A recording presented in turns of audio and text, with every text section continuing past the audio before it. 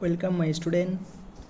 আজ এই ভিডিওতে তোমাদের এএনএম জিএনএম এর ফিজিক্যাল সায়েন্সের কিছু গুরুত্বপূর্ণ কোশ্চেনগুলো প্র্যাকটিস করা হবে, ঠিক আছে? তো তোমরা সঙ্গে সঙ্গে করার চেষ্টা করবে, আমার আগে অ্যান্সার বলার চেষ্টা করবে, ঠিক আছে? তো মন দিয়ে ভিডিওটা দেখো একবারে।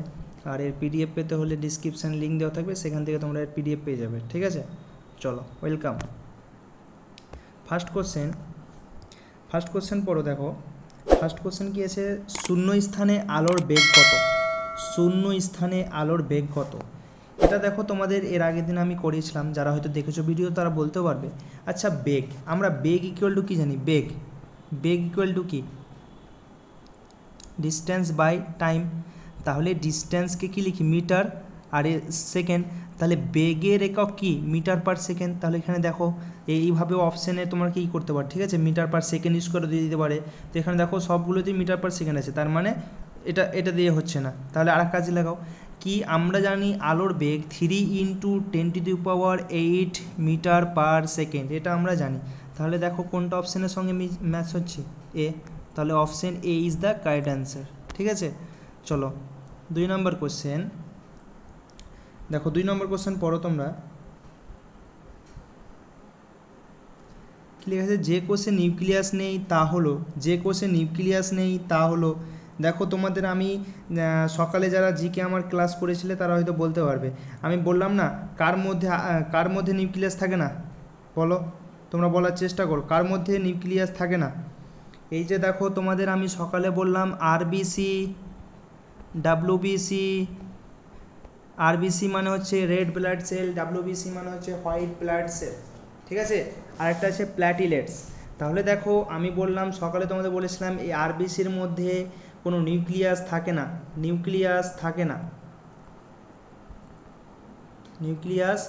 না, ঠিক আছে? আর এর মধ্যে থাকে নিউক্লিয়াস। তাহলে দেখো কোনটা অপশন কারেক্ট হচ্ছে? বি, লোহিত রক্তকণিকা। এই লোহিত রক্তকণিকাটাই তো হচ্ছে আরবিসি, মানে বাংলাতে বলছে রেড ব্লাড সেল, মানে সরি, ইংলিশে বলছে রেড ব্লাড সেল, বাংলাতে হচ্ছে লোহিত রক্তকণিকা, সেটাই। তাহলে B is the correct answer, ঠিক আছে? Next question. তাপমাত্রা পরিমাপক যন্ত্রের নাম কি? এটা পারবে তোমরা। তাপমাত্রা পরিমাপক যন্ত্রের নাম কি? থার্মোমিটার। কিসের সাহায্যে আমরা জ্বর মাপি? থার্মোমিটার। তাহলে B is the correct answer. চলো নেক্সট কোশ্চেন পড়ো, দেখো কি লেখা আছে? মানুষের স্বাভাবিক দেহের তাপমাত্রা কত? কিসের চেয়েছে? ডিগ্রি সেলসিয়াসে। মানুষের দেহের স্বাভাবিক তাপমাত্রা কত? চলো ট্রাই করো দেখি তোমরা। এই যে দেখো, মানুষের দেহের স্বাভাবিক তাপমাত্রা হলো তোমার কিসে চেয়েছে? সেলসিয়াসে যদি তাই চাই তাহলে লিখবে 37 ডিগ্রি সেলসিয়াস। কিন্তু তোমাকে যদি ফারানাইটে বলে, তাহলে এই ফারানাইটে কত হবে জানো? ফারানাইটে হবে 98.6 ডিগ্রি ফারানাইট, ঠিক আছে? যদি ফারানাইটে চাই তাহলে 98.6, আর ডিগ্রি সেলসিয়াসে চাই তাহলে 37 ডিগ্রি সেলসিয়াস, ঠিক আছে? এটা একটা ভালো ইম্পর্টেন্ট কোশ্চেন। চলো নেক্সট কোশ্চেন। আচ্ছা দেখো, এখানে একটা কনসেপ্ট আছে, একটি গাড়ির বেগ দেওয়া আছে এত, এবং এই বেগটাকে বলেছে দেখো কিলোমিটার পার আওয়ার দেওয়া আছে, ঠিক আছে? এটাকে মিটার পার সেকেন্ডে বের করতে বলেছে, ঠিক আছে? কিলোমিটার পার আওয়ার যদি থাকে আর সেটাকে যদি মিটার পার সেকেন্ডে বের করতে হয়, তাহলে একটা ট্রিক মনে রাখো, যত দেওয়া থাকবে তত লিখবে, তার সঙ্গে 5/18 দিয়ে গুণ করে দেবে, ঠিক আছে? যদি তোমাকে কিলোমিটার থেকে যদি সেকেন্ড মানে মিটার পার সেকেন্ড আসতে হয়, তাহলে দেখো 4×18 কত হচ্ছে? 4×18 72, 4×4 = 20। তাহলে অ্যান্সার কত আসছে? 20। B is the correct answer. বলো, বুঝতে পেরেছো? আশা করছি বুঝতে পারলে। চলো নেক্সট কোশ্চেন দেখো। বৈদ্যুতিক বাল্বের এসআই একক কি? ঠিক আছে?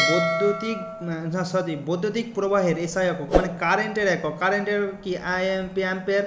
অ্যাম্পিয়ার না? তাহলে B is the correct answer. আচ্ছা, এই ভোল্টটা কার? বিভব পার্থক্যের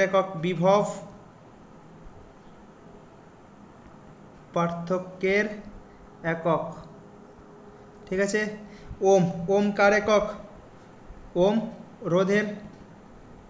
রোধের একক কি? ওম। আর এই কুলম কার একক? কুলম চার্জের একক। তোমরা খাতায় লিখে নেবে চার্জের একক। ঠিক আছে, একটা কোশ্চেনে দ্বারা কটা হলো, 2-3টে কোশ্চেন হয়ে গেল। চলো নেক্সট, কি লিখেছে, আয়নায়নের ফলে কি তৈরি হয়, আয়নায়নের ফলে কি তৈরি হয়। ঠিক আছে, আয়নায়নের ফলে কি তৈরি হয়, দেখি তোমরা ট্রাই করো, বলার চেষ্টা করো। এই যে আয়নায়নের ফলে কি তৈরি হয়, আয়ন তৈরি হয়, তাই তো, আয়নায়নের ফলে আয়ন তৈরি হয়। তাহলে কোন অপশনটা কারেক্ট হচ্ছে, টিক মেরে দাও।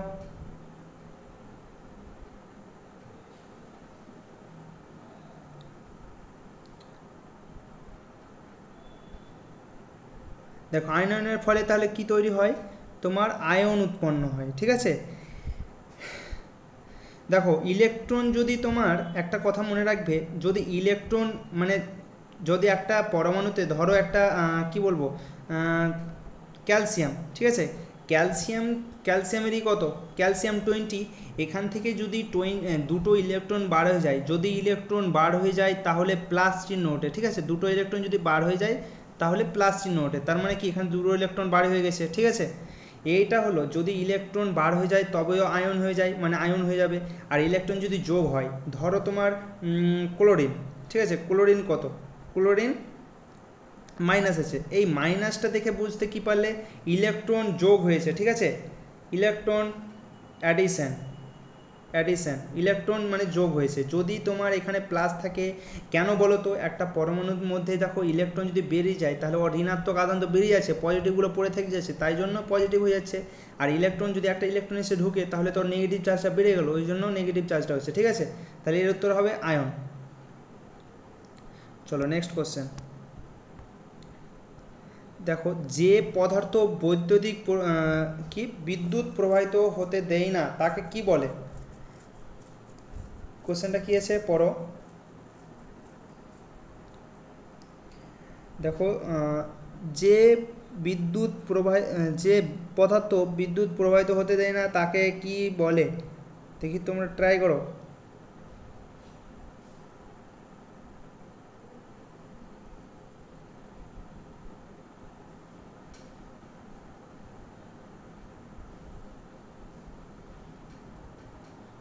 চলো ট্রাই করো।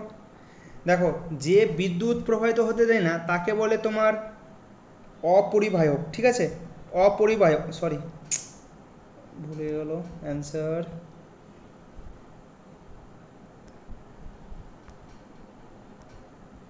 তাহলে এটার অ্যান্সার কী হবে, বি, অপরিবাহক। ঠিক আছে, অপরিবাহক জিনিসটা কি, দেখো কাঁচ, প্লাস্টিক, রবার বিদ্যুৎ প্রবাহিত দেয়, দেখবে কাঁচের মধ্যে দিয়ে বিদ্যুৎ প্রবাহিত হয় না, রবার যে প্লাস্টিক ওগুলোর মধ্যে দিয়ে বিদ্যুৎ প্রবাহিত হয় না।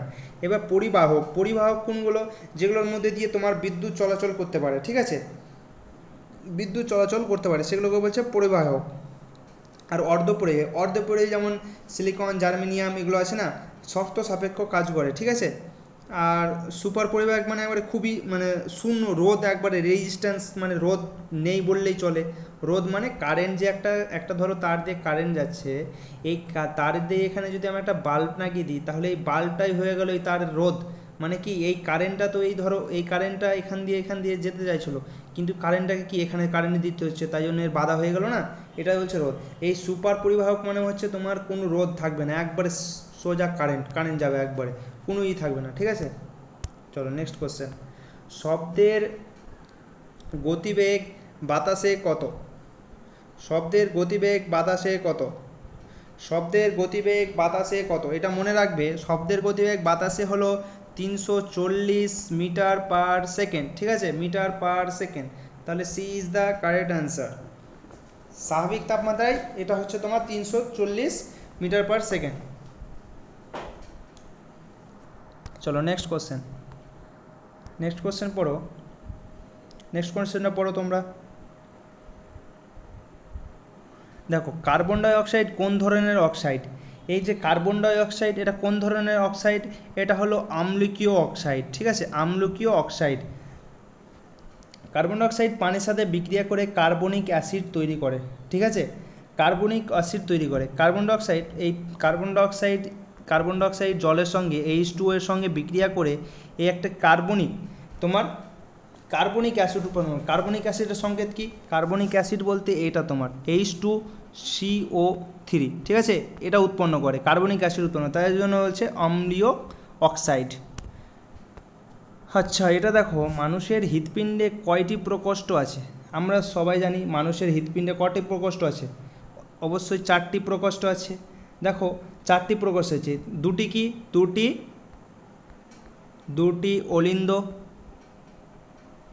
দুটি অলিন্দ আর দুটি নিলয়, ঠিক আছে। আচ্ছা, তোমাদের এটা মনে রাখবে, মাছের ক্ষেত্রে থাকে, ঠিক আছে, মাছের ক্ষেত্রে থাকে। চলো নেক্সট কোশ্চেন। বিদ্যুৎ প্রবাহ মাত্রা যন্ত্রের নাম কি? বিদ্যুৎ প্রবাহ মাত্রা যন্ত্রের নাম কি? বিদ্যুৎ প্রবাহ মাপার যন্ত্রের নাম, চলো বলো। এই যে দেখো, একটা কারেন্ট দিয়ে যে বিদ্যুৎ যাচ্ছে কি যাচ্ছে না, এই যে প্রবাহটা হচ্ছে কি হচ্ছে না, সেটা কোন যন্ত্র দিয়ে মাপা হয়? সেটা মাপা হয় অ্যামমিটার। তোমরা দেখবে মোবাইলের শপে একটা দেখবে দুটো চিমটে টাইপের থাকে, ঠিক আছে, ওগুলো লাগিয়ে দেখে যে কারেন্ট যাচ্ছে কি যায় না। একটা মিটার উঠে দেখবে তোমরা মোবাইল শপে গিয়েছো কি যায় না, সেখানে দেখবে দুটো চিমটে আকারে থাকে, ওগুলো টাচ করে আর দেখে কারেন্ট যাচ্ছে কি, ঠিক আছে। আর এই ভোল্টামিটার কিসের জন্য ইউজ করা হয়? ভোল্টামিটারের সাহায্যে আমরা কি দেখি? ভোল্টামিটারের সাহায্যে আমরা বিভব পার্থক্য মাপি, ঠিক আছে, বিভব পার্থক্য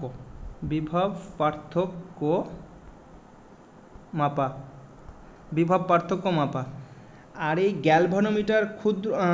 গ্যালভানোমিটার কিসে জানো? এই যে ক্ষুদ্র প্রবাহ, একটা তার দিয়ে ধরো খুবই খুবই খুবই কম কারেন্ট যাচ্ছে, এটা ধরো এই অ্যামমিটার কিন্তু ধরতে পারবে না, কিন্তু গ্যালভানোমিটার যদি আমি লাগিয়ে দিই, সে যদি একটুও কারেন্ট যদি প্রবাহিত হয়, সে সহজেই ধরে নিতে পারে, ঠিক আছে। আর এই ওহম মিটার কিসের জন্য? রোধ মাপার জন্য ইউজ করা হয় ওহম মিটার। ক্লিয়ার? ওকে, চলো নেক্সট কোশ্চেন। এখানে দেখো নেক্সট কোশ্চেন কি আছে, পড়ো তোমরা নেক্সট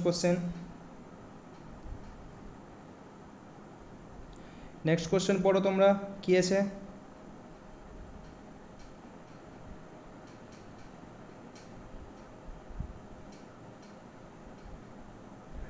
একটি নিউটনের এককের মান কত?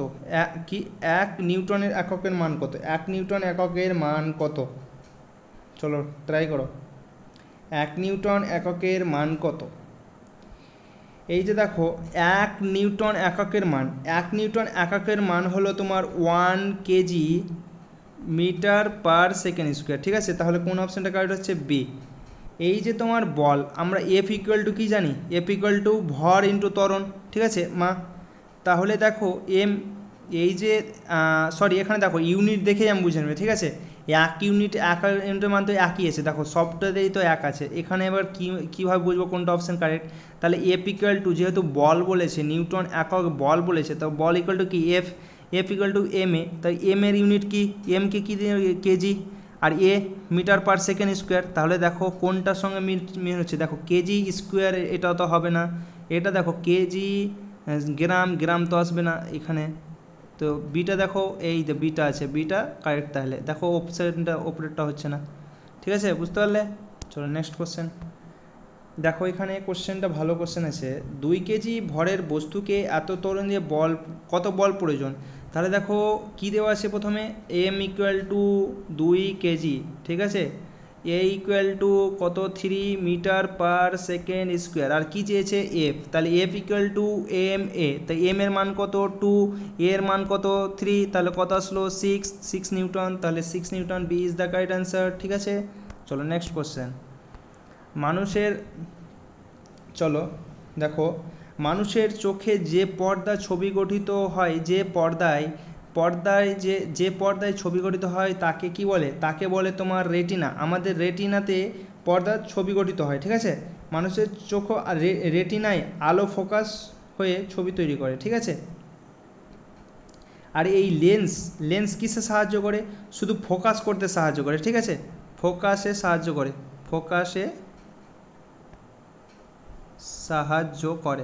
ঠিক আছে, ফোকাসে সাহায্য করে। আর কর্নিয়া বাইরের স্বচ্ছ স্তর, ঠিক আছে। আর আইরিস চোখের রঙিন অংশ, যা আলো নিয়ন্ত্রণ করে। চলো নেক্সট কোশ্চেন দেখো, নেক্সট কোশ্চেন কি আছে, নেক্সট কোশ্চেন পড়ো তোমরা, নেক্সট কোশ্চেনটা পড়ো। দেখো, রক্ত জমাট বাঁধার জন্য কোন ভিটামিন প্রয়োজন? এই যে তোমাদের দেখো, রক্ত জমাট বাঁধার জন্য ভিটামিন কে প্রয়োজন, ঠিক আছে। ভিটামিন কে রক্তে ক্লটিং ফ্যাক্টর সক্রিয় করে। এই যে ভিটামিন কেটা কী করে, রক্তে ক্লটিং CLOTTING ক্লটিং ফ্যাক্টর সক্রিয় করে, ঠিক আছে, সক্রিয় করে। এই যে ক্লটিং ফ্যাক্টর সক্রিয় করে, এই ক্লটিং ফ্যাক্টরের জন্যই তো রক্ত কন্টিনিউয়াসলি ফ্লো হয় না, যে এক জায়গায় কেটে গেলে আবার দেখবে জমাট বেঁধে যায় রক্ত, এই কারণেই, ঠিক আছে। কোন ভিটামিন সাহায্য করে? ভিটামিন কে, ঠিক আছে। চলো নেক্সট, জীবনের ক্ষুদ্রতম একক হলো কি? জীবনের ক্ষুদ্রতম একক কি? জীবনের ক্ষুদ্রতম একক কি? ট্রাই করো। জীবনের ক্ষুদ্রতম একক কি?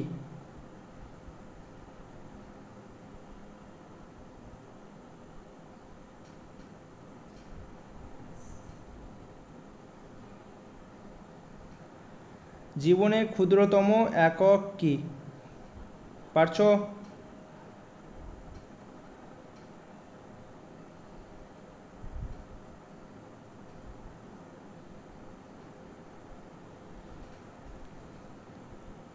এটা দেখো, জীবনের ক্ষুদ্রতম একক হলো কোষ, ঠিক আছে, কোষ হবে এটা অ্যান্সার। চলো তারপরে দেখো, কোন ভিটামিন হবে রাতকানা? আজকেই তোমরা জিকে ক্লাস যারা করেছে তারা বলতে পারে। ভিটামিন, এটা কি হবে? ভিটামিন এ, এর জন্য রাতকানা হয়, ঠিক আছে।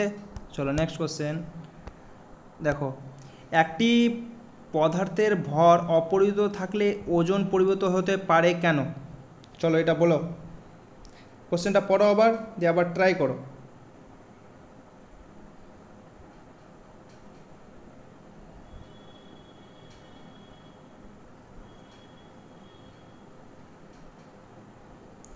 দেখো, একটি পদার্থের ভর অপরিবর্তিত থাকলেও ওজন পরিবর্তন হয় না কেন? এটা হবে তোমার বি অ্যান্সার, মহাকর্ষ ত্বরণের কারণে, ঠিক আছে। ওজন ইকুয়াল টু দেখো এম জি, ঠিক আছে, এম জি। এই ভর স্থির থাকলে জি পরিবর্তন হলে ওজন পরিবর্তন হবে, ঠিক আছে। এই জি এর পরিবর্তন যদি হয়, জি এর তো যদি পরিবর্তন হয় তাহলে ওজনের পরিবর্তন হবে, ঠিক আছে। চলো নেক্সট কোশ্চেন। এবার দেখো, এটা একটু ভালো ইম্পর্টেন্ট কোশ্চেন, ঠিক আছে। মায়োপিয়া তো দেখো, মায়োপিয়া মানে কি? কাছের জিনিস কাছের দেখা যায়, দূরের দেখা যায় না, মায়োপিয়া মানে কি? কাছের জিনিসকে ভালোভাবে দেখতে পাবে কিন্তু দূরের জিনিসকে ভালোভাবে স্পষ্টভাবে দেখতে পাবে না, ঠিক আছে। তো দূর করতে কোন লেন্স ব্যবহার করা হয়? চলো, এটা কিন্তু ভেরি ভেরি ইম্পর্ট্যান্ট কোশ্চেন, ঠিক আছে। পরীক্ষায় মানে খুবই আসে এগুলো, এই এক্সামে এগুলো, ঠিক আছে। তো ভালো করে এটা বলার চেষ্টা করো। দেখো একবার পড়ো তোমরা কোশ্চেনটা। দেখো, মায়োপিয়া মানে কি? কাছের জিনিস দেখতে হবে, দূরের জিনিস দেখতে হবে না। এটার জন্য কোন লেন্স ব্যবহার করা হয়? এটার জন্য তোমার অবতল লেন্স ব্যবহার করা হয়, ঠিক আছে। এবার দেখো, মায়োপিয়া আর একটা আছে হাইপারমেট্রোপিয়া, ঠিক আছে, হাইপারমেট্রোপিয়া। এই যে হাইপারমেট্রোপিয়া, এটা কি? দূরের জিনিসকে হাইপার মানে হাইপার, ঠিক আছে, হাইপার মানে দূরে রেখে দাও, হাইপার দিয়ে দূরে। তাহলে দূরের জিনিস ভালো দেখতে পারবে কিন্তু কাছের জিনিস দেখতে ভালো পাবে না, তখন কি লেন্স ব্যবহার করবো? তখন ব্যবহার করব উত্তল লেন্স ব্যবহার করবো। অবতল লেন্স ব্যবহার করবো মায়োপিয়ার ক্ষেত্রে, ঠিক আছে। ওকে, চলো নেক্সট কোশ্চেন দেখি। নেক্সট কোশ্চেন আর নেই এখান থেকেই, তো কি আর বলবো। Thank you. যে কোশ্চেনগুলো করালাম সেগুলো ভালো করে করো, ভালো করে করে যাবে, ঠিক আছে। পরীক্ষায় আসার অনেক চান্স আছে। যে লাস্ট কোশ্চেনটা করালাম না, মায়োপিয়া আর তোমার হাইপারমেট্রোপিয়া যে করালাম না, সেটা একটু ভালো ইম্পর্টেন্ট কোশ্চেন, ঠিক আছে। তো ঠিক আছে, থ্যাংক ইউ।